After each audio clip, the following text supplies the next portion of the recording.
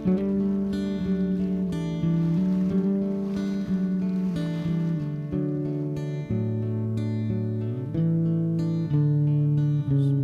pattern actually did extremely well in the lochs, more than the rivers, but I would expect whatever colour you tie it would work especially well in the river.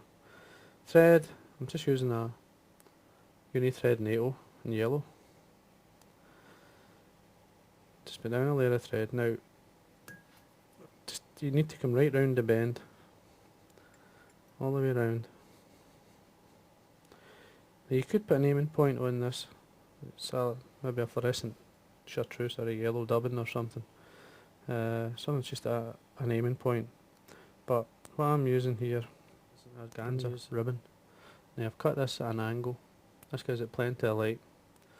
And basically what I'm going to do is, once I tie it in, I'm going to just colour up the end. Now I'm going to make sure I tie this in.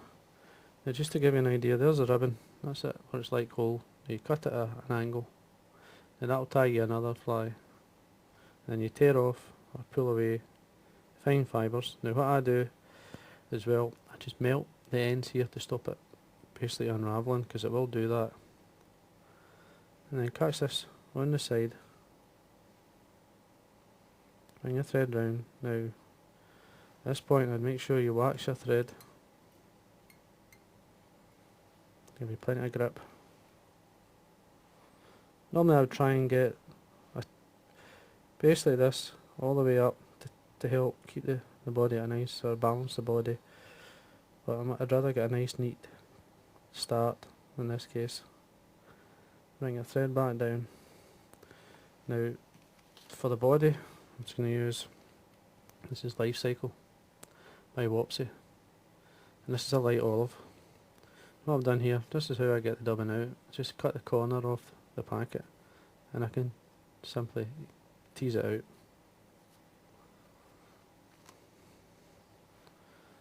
And dub it on. And at this point here, to compensate, just lightly dub at that point there, and then you start to build up your taper.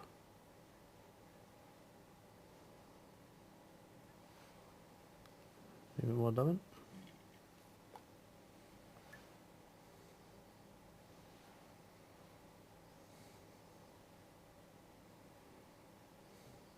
It's fine. Now what I'm going to use here is a permanent pen, in this case orange. I'm just going to touch the back, both sides, so give an impression or highlight the merger side or the egg laying side both, and then rub your fly, bringing it up. When you get to this point here, you want a good couple of turns. Try and encourage the fibres to stay at the back, and then across your thread, tie off.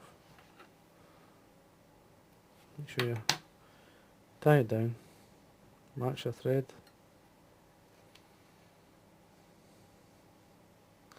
bring your thread back up. At this point get some velcro and just bring out any fibres, or bring out especially the organza rib.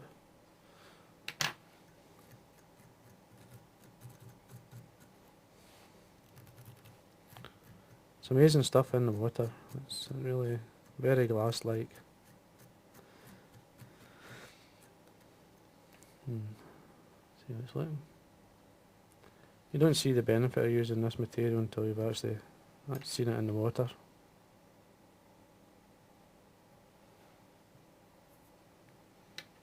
That's right.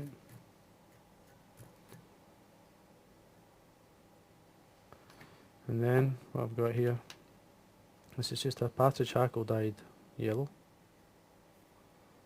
a basic yellow olive, and I want to give an impression of the legs just coming off.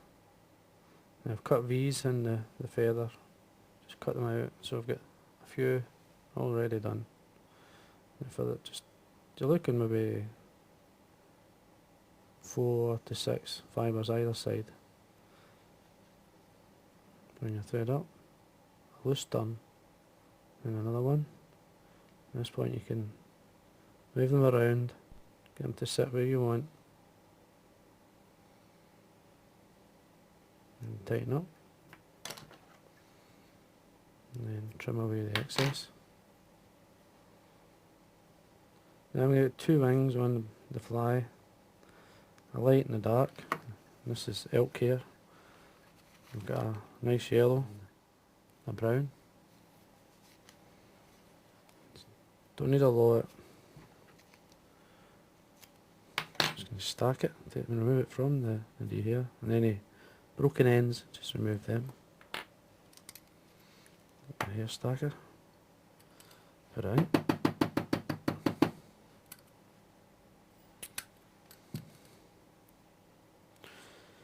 Now you have it, just basically if you put it at the eye, you're looking, this is how to use the measure. The length you're looking for is the length of the length of the hook. So there, and when you put that on the back it gives you the right sort of measure you're looking for. Tie it down.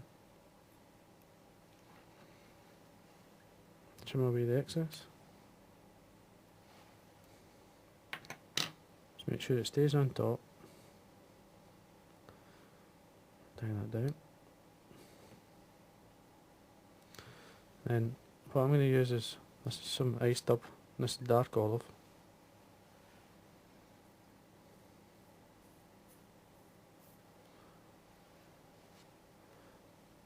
When it's close to the surface you get a break of the light, so you're making it a shiny olive instead of having the plain olive like you have at the bottom. You've got like the iced up. Just get a bit more to it. Then we add some more of the deer here, in this case the brown. Same amount as the yellow.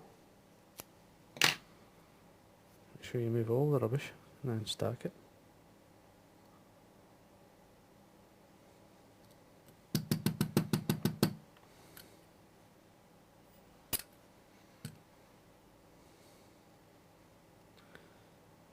And come in. Now you could, easier to trim or leave a small, like elk hair caddis type head, or it's up to yourself. I'm going to trim it the length. Pinch and loop, make sure it's on the top.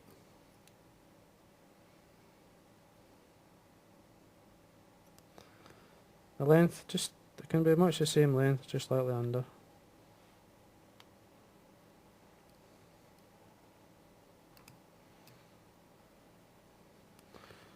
And then tiny bit more dubbing.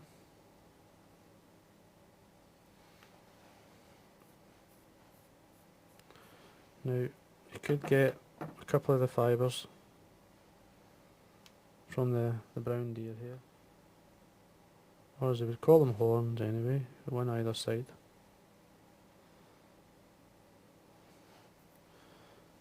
And then come in with your dubbing. You want a good head on it. Trim these away.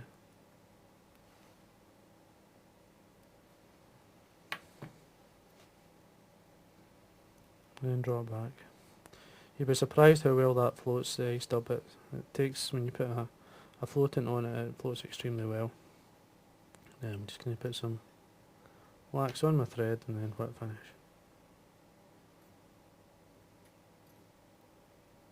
Four turns plenty. And there we are. Now you could have the organza rib fibres a wee bit longer, but I don't. Once you see it in the water, you'll see why you only have it quite fine.